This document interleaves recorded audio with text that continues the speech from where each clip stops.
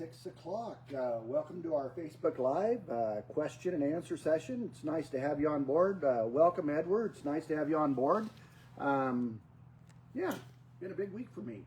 I didn't get a lot of farming done this week. I think I farmed Monday, and then Tuesday I made my way down to Mexico. I shared a few pictures on the page. I hope you enjoyed those. I've been traveling to Mexico for about the last 30 years. Every state in Mexico, and over the years I've been able to find some really good people that have been with us a long time, and boy, there's nothing like a really good, reliable workforce that once you got them trained, they come back every year and they know exactly what they're doing. Not just our H2A workforce, but our local workforce too. We need both, and they're a great combination for us. But I believe in having a relationship with our H2A guys, both here when they're here and also in Mexico. So I always like to follow them back home, and I did that this week. Went down into Oaxaca, into the mountains of Oaxaca, and the city of Oaxaca, and had a real productive, really good time. Yeah, don't forget to take time to travel. That's really important. But we are in between petal fall sprays now. We started out with our blossom sprays, and we've talked quite a little bit about that. And then we went to the petal fall sprays for thinning, and that's behind us now. I'm looking forward to getting out in the field tomorrow and taking a look at that. Those work a lot better when you get some good temperatures. And well, it was 100 degrees down in Mexico, but my understanding is it was about 80 degrees here in Washington State. And boy, that's just perfect temperatures for chemical thinning. Not so hot that it scares you, that it overthins, and not so cool that it's not really working correctly, especially if you're using carbaryl. So just perfect weather. So I'm anxious to get out in the field tomorrow and take a look at that. See how much fruit's thinned off. I'll try to post a video about that tomorrow. We'll get a look at how much fruit is shedding and kind of what that looks like. What we're really hoping for is to get a lot of those clusters thinned down to singles and in some cases doubles to point where we can come back and hand thin for a reasonable cost. Thinning is one of the big drivers of the cost of our labor. It can really cost a lot of money if you don't get them thinned down early through blossom thinning and petal fall thinning. But we got one more chance, and that's what's called a millimeter spray. And we do those when they're 8 to 12 millimeter, when that apple's getting a little bit bigger. And in some cases, we're going to take a look tomorrow, and there's going to be too much fruit, and we're going to have to go in one more time with a millimeter spray. A much lighter rate of carbaryl again.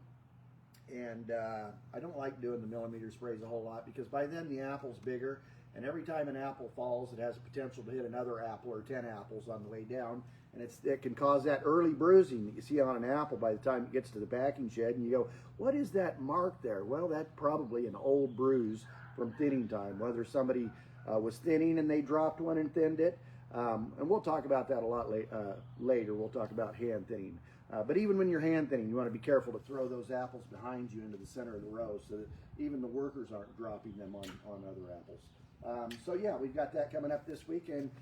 Training, we're going to be doing tree training. The limbs are really growing right now. We're going to want to get those trained back down to the wire. And irrigation is going to be a big topic of conversation this week. I posted a video about soil moisture capacity last week. I hope you're able to watch that video. I know it's a real basic and simple class, but probably, not even probably, I'm going to go out on a limb and say the single most important input that you have in your orchard is water application. Getting your water applications correct. Not just going out there and turning on the sprinklers, but just a very disciplined, very intentional water program is going to be the greatest input that you as a manager or a grower can do all season long. You have more control over that than any other thing. You put too much water, your trees are going to get wet feet, you're going to have all kinds of problems.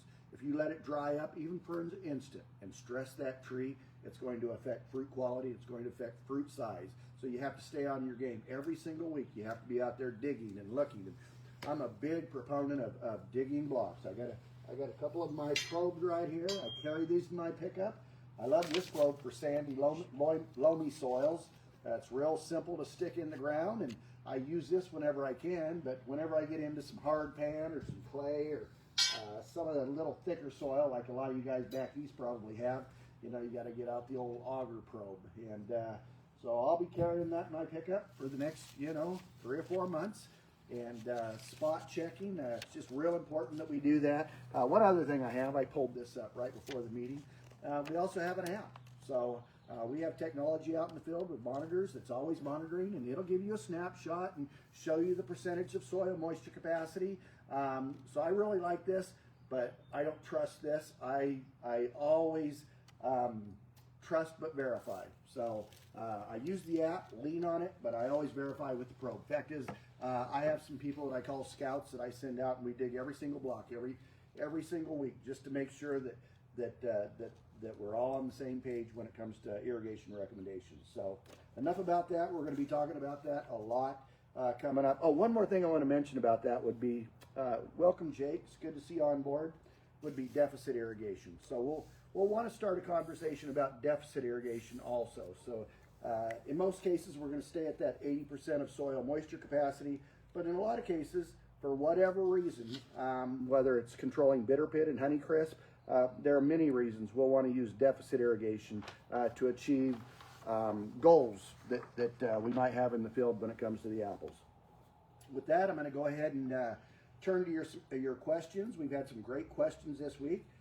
Tried to answer some of those while I was traveling abroad this week, but appreciate Marlon putting together a list for us of some of the questions that I haven't been able to get to this week. The first question comes from Bayou Koob, and he says, will you please tell us a little more about your fire blight protection program, and what are the resistant varieties that you recommend? I'll start with the second part of that question first. I'll start with the susceptible varieties. The very susceptible varieties to fire blight would be Pink Lady is very susceptible to fire blight. Envy is susceptible to fire blight. You know, some of those varieties that just happen to be the last ones that we pick can be very sensitive to fire blight. So you want to keep an eye on those. That being said, they'll all get fire blight. I've seen fire blight just ravage Fuji's. I've seen it ravage Grannies. They will all get fire blight, but I would say that those two varieties, especially Pink Lady, are very sensitive to fire blight, so you want to really be aware of those when you're assessing your risk factor, when you're looking at those charts. Fire blight program, I shared this with you. I'll try to put this in a PDF and put it in the school that we have, the SKOOL school. I'll post this in there. I'll post the program. I won't put the rates on there, but I will tell you what we do. And I like to use, if you're a commercial grower, I like to start out in the season with copper. Just go out with a small dosage of copper, spray the buds. That drives the bacteria down, gives you a good start to the season. But as we get closer to that flowering period, you see a rain event coming. I like to always be ahead of the rain and do a firewall. Start with a firewall. If I want to go back in, I try to hang on to my streptomycin or my firewall. The brand name of that would be Firewall. Try to hang on to that for bloom time. That period when the most of the blooms are open and you get a wetting event. That is the high risk time where you're really apt to get fire blight if the temperatures are right. So I always try to hang on to my Firewall or my streptomycin, and I only use that one time a year just because of concerns about resistance. And so I would use that during the bloom time, and I would save Cassumin. Cassumin is another big gun. It's a great product, works real well. One of the times that we tend to put our guard down is during petal fall. But petal fall is actually when the bacteria is at its highest and the risk is at its highest. You've got late bloom out there, and you can really get fire blight during that time. So I like to hang on to some Cassumin to do that during that timing. Non-bearing trees, 1 pound acre of copper, all the way up through the growing season, all the way up until those things stop growing. I would just keep going with that copper because you get it not only in the flowers, but you get it in the shoot growth. As those tiny little shoots are growing, just that little fleshy skin, you get a raining event, you can very easily get shoot tip fire blight in those, and you don't want that. So keep them covered up with 1 pound of copper. Whenever you can. We were able to get to this quite a bit this year. Trees that are non-bearing, for me non-bearing is 3 years old or less in most cases. Pull the flowers if you can. If you get out there and just pull the flowers and not even let fire blight get started in there, let that tree get up and get a good start, get more intersections in the tree, which have a tendency to stop fire blight, you're more apt to get that tree off and go into a good start. I'll try to put together a PDF on fire blight some point in the future that you can download. I have a whole host of information on that I'd be happy to share with you. Jerome Epi is asking about how do you manage heavy clay soils. That's a great question. I'm from the mountains of White Salmon, Washington, over on a little closer on the west side, a couple hours from here, and grew up in clay soils. I'm over on the east side of Washington here in the Yakima Valley, and we kind of have a sandy, loam kind of soil. But I do understand clay soils. We also have caliche, we have calcareous, caliche soils, and we have hard pan. And you kind of treat those three things the same way, as well as soils that maybe have a salt layer that have accumulated over the years. The key to those is, just like you mentioned, Jerome, you're 100% spot on.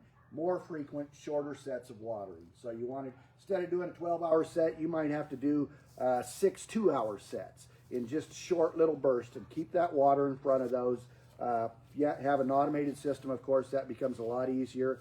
That's the best way to do that, because the alternative to that, and I see a lot of people do this, they just turn the water on and it runs out, and it saturates, and then it runs down, and it not only takes the water with it, but it takes all your fertilizer you spent all that money on and all your nutritional value, and those trees don't even have a chance. So the secret to that is just short little sets, short little bursts. Welcome, Perry. Nice to have you on board tonight. East Falk, uploaded topic on M111 rootstock grafted for 1 year plantation. 111. I thought about this question. I saw it a while ago. When I first started commercial farming, we had a lot of 111s and we had a lot of 106s. I'm going to be real honest with you, East Falk, we don't have a lot of those anymore. We've really tried to work those out of the system as we've gone to a more structured trellis type system. We've really kind of gone away from M111s. What I do know about it is it's a little stronger rootstock. You want to be careful about what kind of soils you put it in. We just talked about clay soils. You know, I'd be careful about a 111 or a 106 in a clay soil. They'll tend to get wet feet and they'll get phytophthora, and so they are kind of prone to that.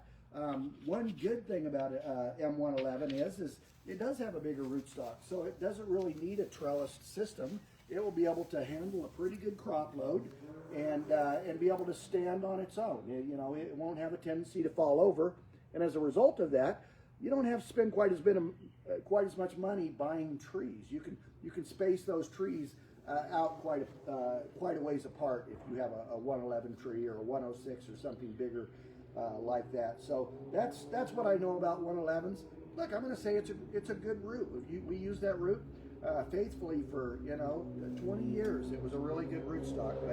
But the key to high intensity orchard production is to get a tree in the ground and get it into production as quickly as you can. And we've been very successful in getting planting trees 2 feet apart, 2.5 feet apart, depending on the rootstock, and getting those up to the top of the wire and getting them into production, to where in the third leaf sometimes they're producing 35 bins the acre, and by the fourth leaf we want those things really producing a crop, 45, 50 bins to the acre. So that's why we've gone to the smaller rootstocks and planting more trees so that we can get into production quicker. Thanks for the question. That was a good question. Umi says, what chemical is effective for leaf miner to control early? I'm not the best person to ask about chemical recommendations. I do have experience in it, but I bet there's probably 1,000 people, good entomologists on this channel that know a lot more about it than I do. So feel free on the page to chime in and help one another. I would say you want to use a imidacloprid, a spinosad. You can use spray oils if you're a commercial grower. You want to treat those when they emerge from the larvae, right after they hatch and right before they get into the leaf. There's some good products on the market, on the commercial market, to treat leaf miners. Otherwise, you're going to have to settle for just some sort of a crop oil that you can buy at the hardware store or something like that. But if you're a commercial grower, you're going to want to use a imidacloprid or something like that. Yeah, consult your field man. If you commercial growers would know this, but if you're going to buy product from a sales company that sells products for orchards, they'll help you with recommendations in lieu of selling the product. So I would encourage you to do that if that works for you. Joseph has a question. He says, I'm new to apple farming. I experience a lot of flower abortions. Please tell me more about lime sulfur. This question is a little bit of a conundrum in that if you have a lot of flower abortions, then lime sulfur probably is not the answer to the problem. If you're already shedding your queens, That's what we would do at the lime sulfur. We would want to go in and thin those clusters, but it sounds like your clusters are aborting on their own. So that's really a different problem, and I wouldn't put any lime sulfur on a tree like that. That is probably a pollination problem. There could be one of a few things going on. First of all, I would find out what tree you have, and you can Google it and match it up with the right pollinizer. In other words, if you have a gala, you're going to want to, some sort of a crab apple pollinizer, an Indian summer, or a gala. You want to find out what that matches up with. In tree, we got to have a male tree, and we have to have a female tree. So you need those male pollinizers out there. So number one, make sure that you have a matched pollinizer out there. Number two, make sure that the timing of your pollinizers is correct. Sometimes I put pollinizers in a block, and I've gone out there and I look, and the crop itself is flowering, but the pollinizers are still in pink. They're not even flowering right now. So I don't have any chance of pollinizing this crop because my pollinizers aren't even open. So you want to make sure that you have the right timing of pollinizers in there too. Sometimes you got to get the timing right. So having the right pollinizer is very important. I like on apples, I like to have about 4% of pollinizers. So if you have 100 trees, you want to have 4 of those trees spiked in. You want to have a pollinizer in there. If it's cherries, you're probably going to want a little more than that. So make sure that you have enough pollinizers in there. What can you do? I think this is a different question. Somebody asked, what can they do if they don't get a set? We're going to come up to that question in a minute. There are a couple things that you can do. You can find some pollinizers from the neighbor that is open and go cut flowers and bring them over and set them by your bees so they can work off those pollinizers. You can buy pollen. There's companies out there like Furman Pollen here in the Yakima Valley that go out and actually harvest pollen from farmers like us, and they'll sell that pollen in the market. So you can put pollen on the hives. You can blow pollen in through a fan on a four-wheeler. There's been some studies done at WSU about static sprayers that'll spray pollen through spray rigs. There's a number of things that you can do in a commercial setting, but even in a local setting, it could be as simple as finding a neighbor's pollinizer that's open and go and cut some limbs off of that and bringing it over to your beehives or whatever your source is. So I hope that helps. Charlie asked a question. He says, for a small grower in about a 10-acre setting, what would your spacing be on G935s? Each tree individually stakes, no trellis system. I assume that's Geneva 935, and I'm going to be honest, I have Geneva 890s and I have Geneva 936s. Is that right? 930? Yeah, 936s. I don't have Geneva 935, but I'm assuming it's between the 890 and the 935 that I have. Those are pretty good sized trees. Those got some horsepower on them. I planted some of those, and in the third leaf had those things, 40, 50 bins per acre. They'll get with the program, and I haven't seen any alternation in them. I think it's a great tree, and I think it's a great root, and I think you could get away with an individual stake on those. For me and my choice, if it was a 10-acre block, I would plant those on the road. The square of the block would be 600. The rows would be 600 feet long, and the width of the block would be 600 feet. So 600 by 600, that's 43,560 square feet. That's an acre. The spacing of my rows that I would do in a perfect world would probably be 12 foot, would be where you'd want to be on that. You don't want to waste any space. And those aren't giant trees, right? They're and they're not a dwarfing, but they're a semi-dwarfing tree. In the row, you can spread those a little further apart. On our Geneva 41s and our Geneva 11s, we plant those 2.5 feet apart, but you could probably move those 935s, those 890s, those 969s. You can probably move those things 4 or 5 feet apart, depending on what your soil is. So something like that, what, a 5 by 12, 600 foot long rows, I guess would be a perfect world for me. I hope that helps, Charlie. From Anita, will Gala apples have a future or will they disappear? Well, that's a pretty open-ended question. At some point in the future, I think Galas will probably fall by the wayside, but I think it has a long future. I bet Galas around for another 10 or 20 years, if I had to guess. it's a good apple, and it's a staple. And there's a strong market for Gala, and we actually have wildfire Galas, which is a real early Gala that gets us into the Gala season early. That's a little tougher apple to grow. We always put a little bit of retain on those to get them to harden up, and it seems to be a good apple for the early market. But yeah, we've got a lot of Buckeye Galas behind those, and good portfolio of organic Galas, and yeah, they're a real important part of probably every farmer here in Washington State. I think it's here to stay for a while. Is it going to lose market share to up and coming varieties like Envy or Cosmic Crisp? Maybe. I think we saw some of that maybe with Fuji's, and maybe a little bit with Honey Crisp, and it could be that we move around some of the market share a little bit. But I think if you have a good quality Gala, I think it's here to stay for a while. And the good thing about the Gala is they come in all sizes. Some people like big Galas, and there's a market for bagged smaller Galas too. So I think it'll be around a while. Just my opinion. John says the Kent tree has apples. I tried all the following: dormant spray, lime sulfur oil, then copper oil. A month later, I kept the ground clear. I tried stick fake apples. I sprayed each apple with insecticide soap, but nothing works. What can I do to end apple maggot infestation? Boy, I'm not going to be a good expert to ask about this. I did research it a little bit.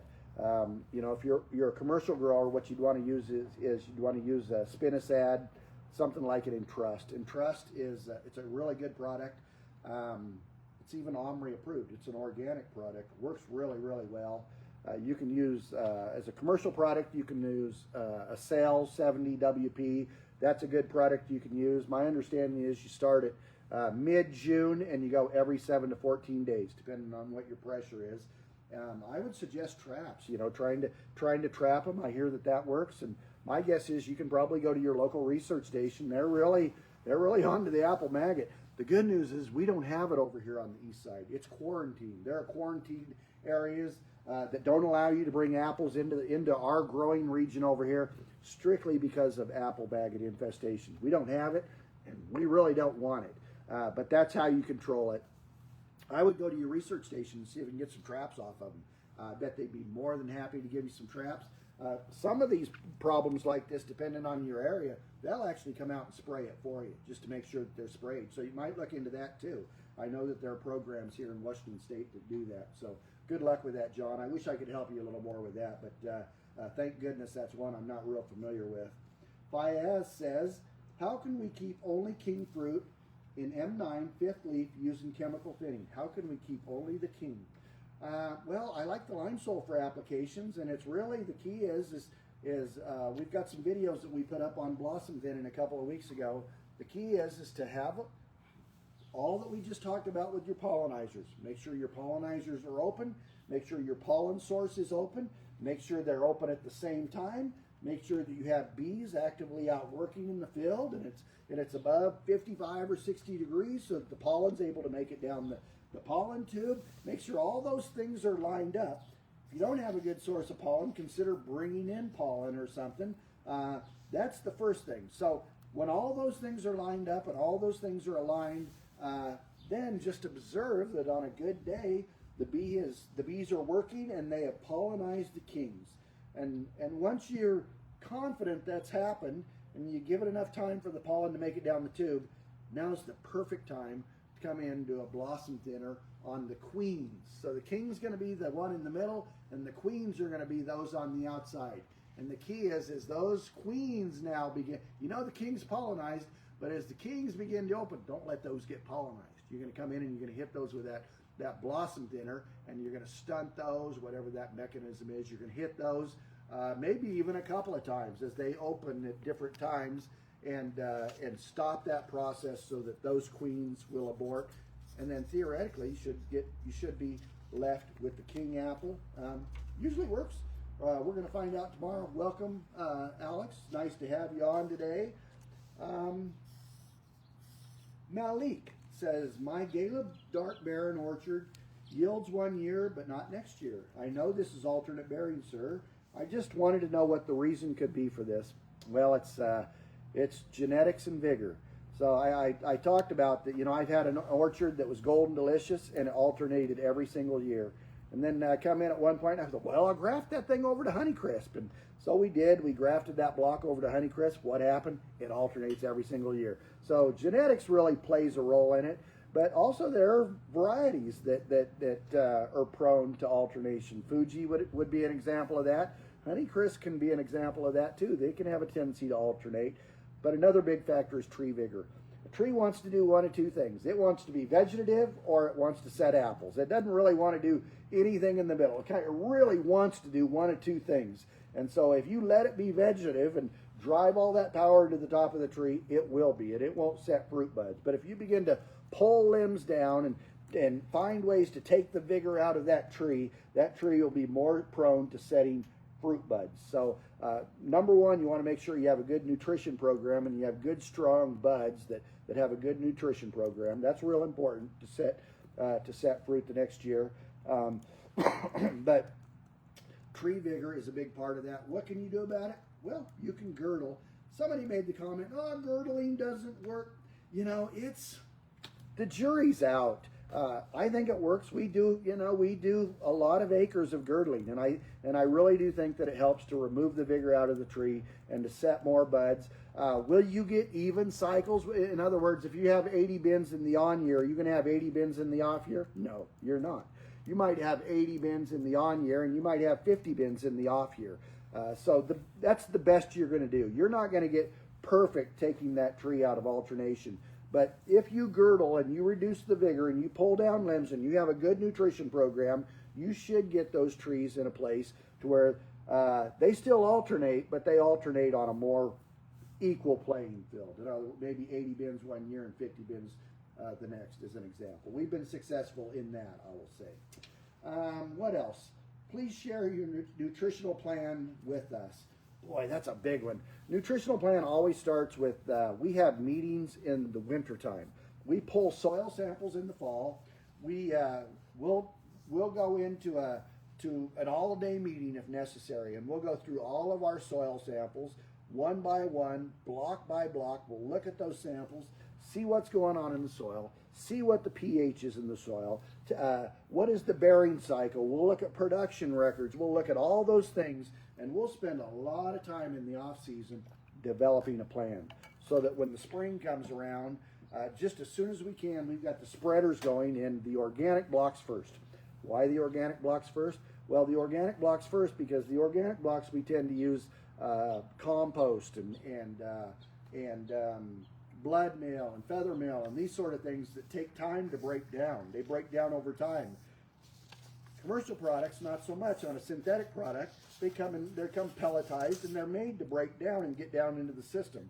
But on natural organic compost and stuff like that, it's going to take time to break down. And so you want that to happen during the grand period of growth when you need that nutrition. But you don't want it later on because it can hurt you down the road. If you get too close to harvest, especially in colored varieties, it'll really hurt you with apples not being able to color up. You'll just have too much nitrogen in the system. So we always start with the organic blocks first and get those done. And then when those are finished, we go into the synthetic dry fertilizers. They're all based on the soil samples. Once that's over with, this time of year, we're into fertigation. Any block that we're still trying to grow and still trying to fill wires, any block that's a little weak, we're fertigating. We have a program put together. I like to start off with a fertilizer mix through the fertigation that's based on the soil samples. And I'll do that 3 or 4 times. And just because it's so expensive, then I'll begin to go to my nitrogen sources. That could be just a standard UN32 or a CAN 17. Pick your favorite that you use in your area. But then I would go to those, and I would just use that as a means of keeping my foot on the gas and keeping those trees going. And then, of course, there's foliars. And I really like foliars during the pink timing. That's a really great timing to get that into the cherry or get that into the apple. But also, calcium applications all the way up until, almost harvest. I like to fertigate it until about 40 to 45 days after full bloom.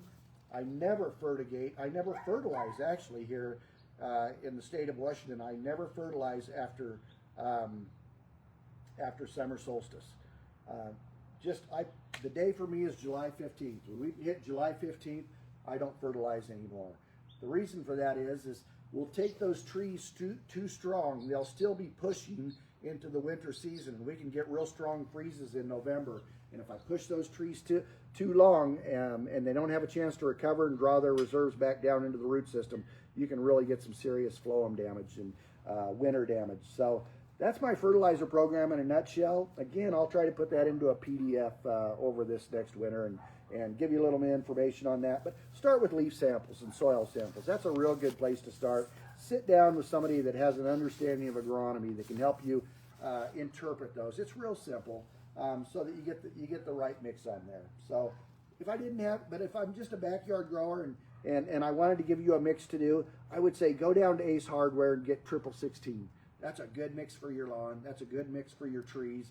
That'll get you started in the right direction. Hope that helps. Anzar says, what to do if big trees is given less crop of apples as compared to size and age? Well, this is a conundrum that happens in the orchards, and I believe that it starts at pruning time. I always have rules when it comes to pruning. Those rules always sound like this. Remove all the strong suckers. All right, start with that. Remove anything growing back up toward the inside of the tree. Remove all pendant and hanging wood. That might be my first 3 rules of pruning that I would use on every single block that I have. So the danger in that is when you tell somebody to go out and remove all the strong suckers, there has to be an understanding that if you have all old wood, you need to replace that with new wood. And so you need to selectively leave suckers or water sprouts. A lot of people on this channel call them water sprouts. You want to selectively leave suckers in the right places that those can become new limbs. I'll actually come down and tape those down with electrical tape to identify those and say, don't prune these off. These are going to be new limbs, and begin to pull those suckers down. And as you pull them down, instead of growing up, we just talked about being vegetative or being fruitful. If you want that limb to be fruitful, take the power out of it. Pull it down, just like the ones on the tree behind us over here. Pull them down flat, and it'll take the vigor out of it, and they'll begin to fruit for you. So the conundrum with your old tree is your buds have gotten old, your spurs have gotten old, and you need to replace them. So begin to pull down new suckers, identify them. Don't prune them all out, but selectively identify them, pull them down, and next year that will have fruit on it. Not only will it have fruit, but they'll be big, strong buds, and you'll begin to see some nice, big, quality apples come back into that tree. So that doesn't happen over a period of a year. That happens over a period of 4 or 5 years, and it's something that you need to be aware of and be doing every single year. You can't just go in there and cut all the suckers out of your trees. You have to always be leaving those in there so that you have resting wood for the next year. Hope that helps. On Bitter Pit, what product, how often, what rate? What do you think of SAP testing in the summer to make foliar fertilizer recommendations? Boy, what product? You want to use a good calcium product. We have some really good ones. Boy, they can really be expensive, but I like to do them during this timing to get that into the apple. It's really important. So now's the timing to do that fertigation-wise. 40 to 45 days after full bloom, I would stop with the fertigating of calcium and I would go to a foliar calcium. We tend to do that. I used to do those like weekly. I'm not convinced anymore that they work as well as I once thought maybe they did, but I do put them on still when there's an opportunity. In other words, if I have a sprayer that's going out into the field and I have an opportunity to put a calcium in with it, I will. But I don't make special trips for foliar calciums anymore. But I will say this about Bitter Pit. I'm going to move over out of the sun just a little bit. Bitter Pit is like a 1,000-piece puzzle. It is not any one thing. And calcium, although calcium is a calcium deficiency, and calcium is a big piece of that puzzle. There's still 900 more pieces beyond the calcium, and you have to get them all right to get the puzzle put together correctly. And even then, sometimes you still end up getting Bitter Pit. So, Bitter Pit, number one, calcium. You want to do what we just talked about with the calcium fertigation. the foliar applications, that's very important. Crop load management is probably the most important factor to bitter pit, is at least as far as the control that we have over it. Having proper crop load management every single year. If you have a super light crop, you're going to have a lot of bitter pit. That's at least in our areas, in the warmer districts. Did I say that right? Yeah, I would say that's a really big part of it. What helps? Deficit irrigation. That's one of the varieties right now we'll start out on with deficit irrigation. Otherwise, especially in our warmer areas, they'll tend to get way too big and they'll be more susceptible to bitter pit. Soil samples, leaf samples. Once again, one thing that we've had some success with is we have these machines that we put gypsum in, and the water flows through, and it's kind of like fertigating, but it dissolves the gypsum, and so you have gypsum constantly dripping into the system when you're irrigating Honeycrisp. We've saw some success with that. Gypsum is a great product for that. But what really works on bitter pit is all of the above. Starts and pruning. You want really good crop load management. You want to thin those down correctly. You don't want too light of a crop. You don't want too heavy a crop. You want a good crop load management. That is the single most important thing, in my opinion, that you can do for bitter pit. But boy, it's a tough one. It's a tough nut to crack. Some years I've got it right, but other years not so much. There's Tom. Nice to have you on board tonight, Tom. This name, Ayush Penuli. Hope I got that right. That's nice to have you here. In every single branch, we keep 6 apples to reach 80 fruits per tree. So that sounds about right. That's somewhere in the neighborhood of 80 bins per acre if you're on a 10 by 2. So in every branch, we keep 6 buds. Each bud will produce 5 or more fruits. But after thinning, we will have 1 apple bud. So how are these 6 buds will produce fruit next year if all of them are already exhausted? I didn't really understand the concept. That's a really good question. It's not something that we've touched on this year. I'm going to pull this over here. Can you see this thing? On the apple tree, there's a few components to the apple tree. We have, of course, we have the root system down here, and then we have the column, could be called the trunk, and then we have these branches. And we've already determined on a trellised orchard system, we're gonna pull the branches down flat on here. So we've got these branches that are pulled down flat. But the other piece of the puzzle that we haven't really talked about yet is on these modern systems, we also have spurs, right, that come up off of the limb. They can even come to the side of the limb. But off of those main branches, you'll have buds or spurs. Those can sometimes be called dards, D-A-R-D-S. And so we like to keep those really short, like 3 or 4 inches, so that we get light in this window right here. But we really use these to fruit off of. So what does that have to do with your question? Well, you already said, and you're correct, that on a, say, a 10 by 2, 10 by 2.5 system, you're going to be looking for 6 apples. Right here, 6 here, 6 here, 6 here, right? 7 wires, 14 on the column. You're going to be right at about 80 apples if you have a 7-wire system. So, and that's an 80 bin per acre crop. That's a really good crop. But your question is if I thin all of those apples, if I leave only the king and I thin everything off, how am I going to have a crop next year? And that's a good question. What you really want to do is you want to make sure that these are a fist apart. In Spanish, to the guys, we call that a puño. A fist apart or 6 inches apart, so that each of those apples gets color and it's spaced along those dards or those spurs to where it'll get good size and it has some room. But next to this, the one that's not going to have an apple, that's going to be called your resting spur. And it's not going to have an apple on it. And this one here is going to be a resting spur, and it's not going to have an apple on it, right? We've talked about tree alternation, but really on limbs we have spur alternation. So this is going to be your resting spur next year. But next year, it's going to be your resting spur this year, but next year you're going to crop it. And you're going to crop this year here, but it's going to be your resting spur next year. So you're not only, what you're doing is you're alternating on the spurs. You're going to crop a spur one year, you're going to have a resting spur next to it, and they're just going to alternate. so that you always have crop on there. That's why it's really important that you get in there and you thin early, and you don't necessarily want an apple on every single spur on that tree. That's exactly why you want to get in there early and thin those and get them spaced apart. So really good question. The short answer to your question is you want to leave resting spurs for next year. Jonathan says, I'm always asked what I can spray on my trees in my backyard.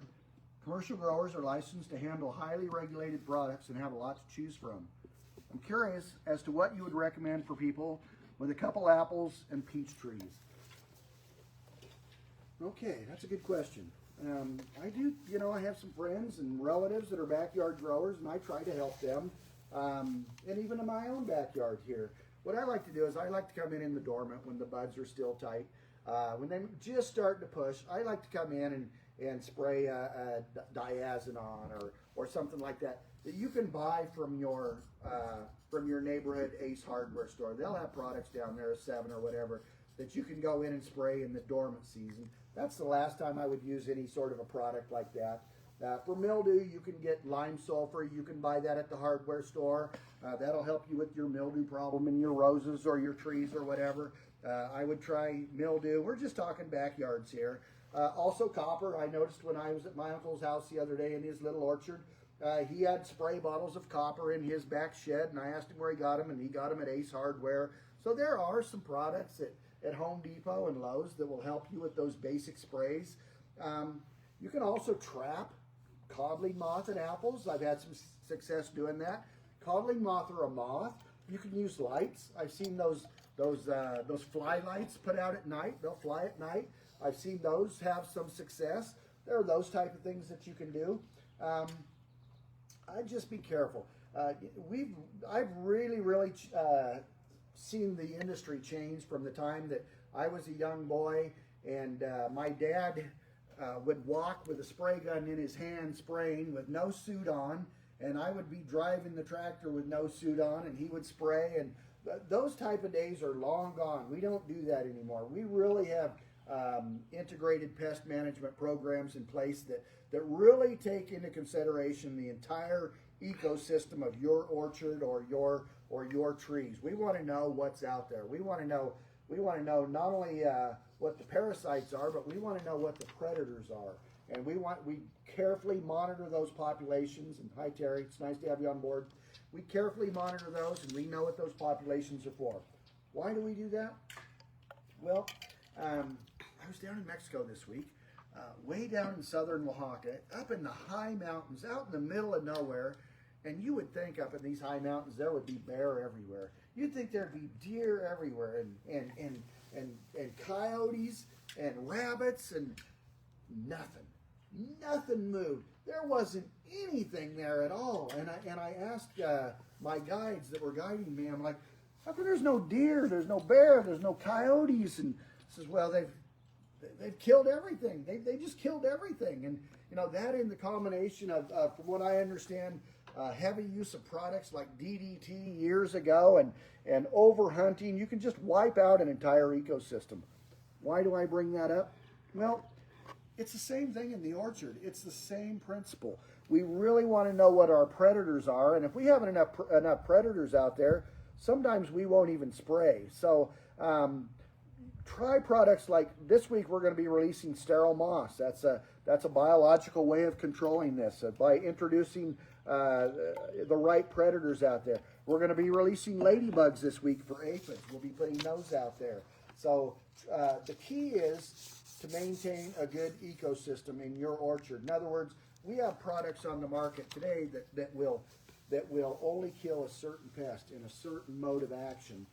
It doesn't just go out there and wipe out everything. So I'm hesitant to give too many recommendations on backyard. I would just start with a dormant spray, and then maybe later on a lime sulfur for mildew or something like that. Consider bagging your apples. If you just have a few trees, you can buy little net bags on Amazon. You can bag those apples. You can also trap. I've had some success with bucket traps and buying a lure and trapping those. But the dormant spray is a real important one. I would get that on. I hope that helps. Rebecca says, she's just making a recommendation about products. To the last question, she recommends All Seasons Horticultural Dormant Spray Oil. That's a great product. I should have said that. Thanks for bringing that up, Rebecca. And Copper Fungicide. Yeah, and again, you can buy that at Ace Hardware. So yeah, those products are on the market and available for backyard growers. This is from the school. It says, in my orchard, we have a persistent problem of black aphids. They suck the sap and slow down the growth, and I want to know the best solution for it. Thanks. Boy, they can be tough. You know, aphids, they'll go after the weak tree. They'll, you know, like any predator, they'll look for a weak host. And so the number one rule to aphids is have good, strong trees. Get your trees out of the gate, you know, make sure they have the right nutrition program, and out of the gate they're strong. That's number one for aphids. A good, strong tree will resist aphids on its own. So start with that. But also on aphids, oils. There are oils. We just talked about an oil over here. Crop oils that you can use. You can use a spinosad. We talked about Entrust a little bit ago. You can use Entrust. Be careful with Entrust. Entrust is one of those that will do just what we talked about. It will kill a broader line of predators that may hurt you in another area. In other words, if you use Entrust, there's a high likelihood that you could end up with mites later because you killed your predators for mites. See how that works?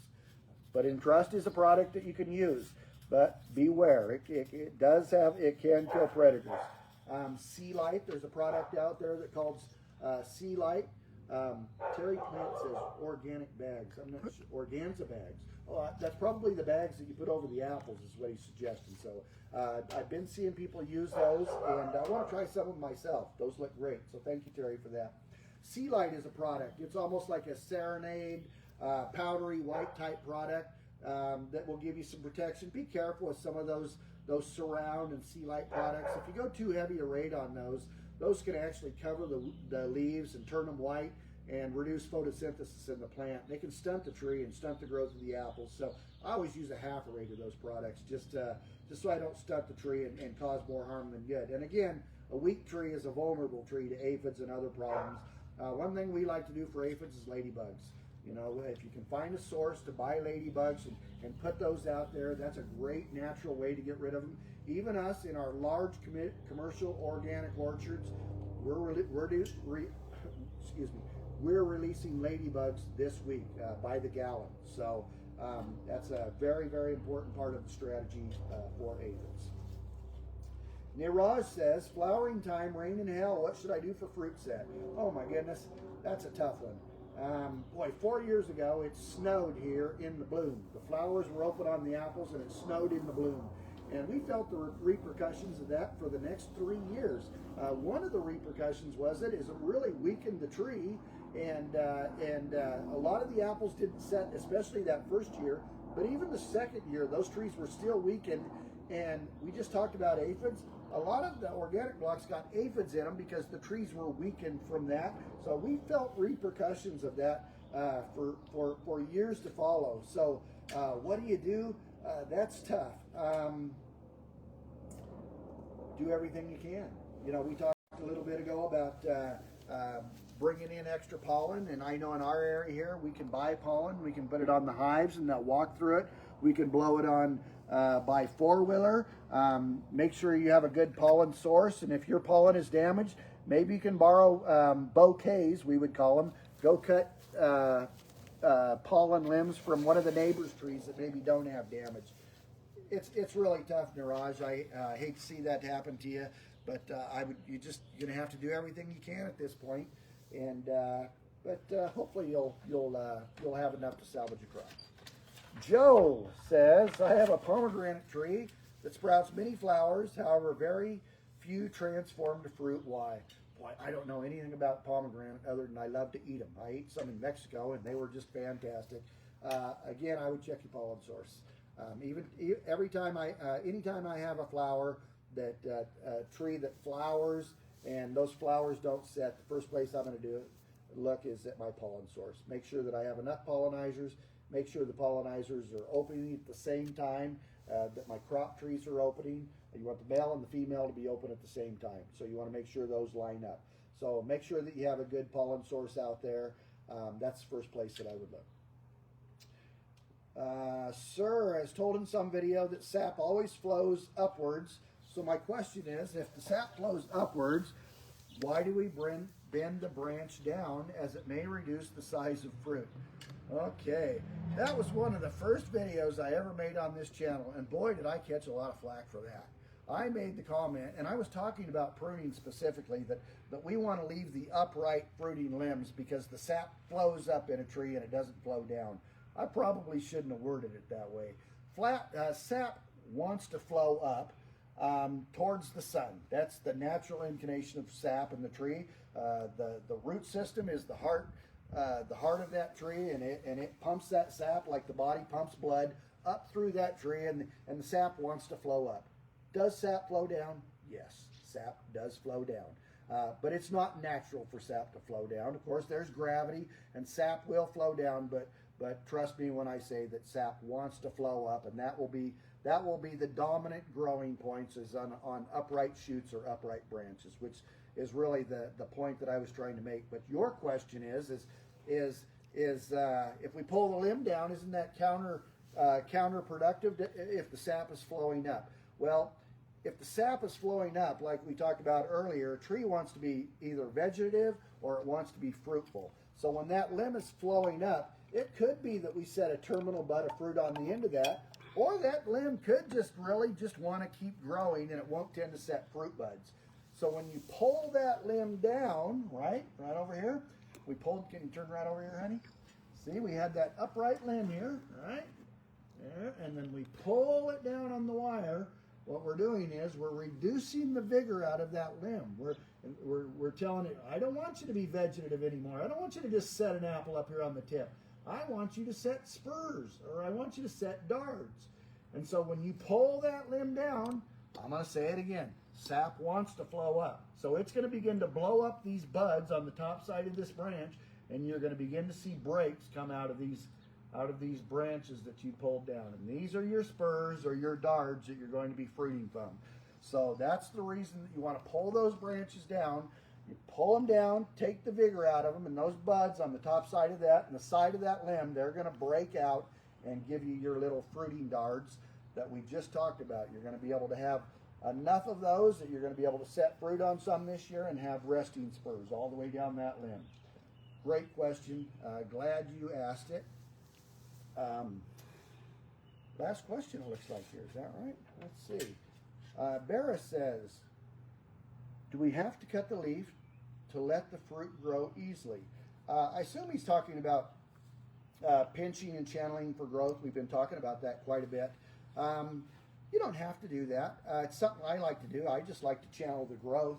I channeled the growth on mine a week ago, and you can see they're already off and growing again, so I'm going to have to go over there and do it again. Also, if you can see over there, some of the limbs that I pulled down just a week ago, they're already turning up and starting to grow up again. So training those limbs down, that's not a one-time thing. Through that grand period of growth, if you're pushing those right and they're growing right, you're probably going to be out there every 2 weeks pulling those. Hi, Vikram. It's nice to have you on board. As those turn back up and want to grow back up toward the sun, remember that sap's pushing up and they want to grow up toward the sun. As they get a little bit of growth on them, you want to just keep pulling them back down and tying them to the limbs so that you get them pulled down and they begin to start set up buds for fruiting. That's the last question I have. Do we have any other questions, Marlon? Jake says, do you have any experience using bromelain to set freezed damaged apples?